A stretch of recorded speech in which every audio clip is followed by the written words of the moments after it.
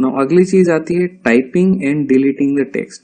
Text को कैसे type किया जाए, उनको कैसे डिलीट किया जाए। तो यहाँ पर आप देख सकते हो कि डॉक्यूमेंट में अगर आपको टेक्स्ट टाइप करना है तो click on the letter, means just keyboard पे जो लेटर्स है उन्हें क्लिक करें, वो टाइप हो जाएंगे।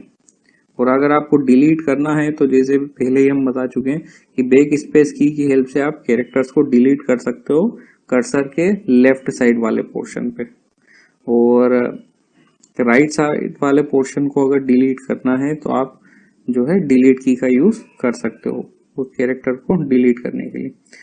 नंबर्स टाइप करना है तो आप न्यूमलॉक की को प्रेस करें तो आपके कंप्यूटर पे जो है नंबर लॉक ओपन हो जाएगा, न्यूमलॉक ओपन हो जाएगा, और आप उस न्यूमलॉक की हेल्प से न्यूमरिक कीपैड की हेल्प से नंबर्स को टाइप कर सकते हैं।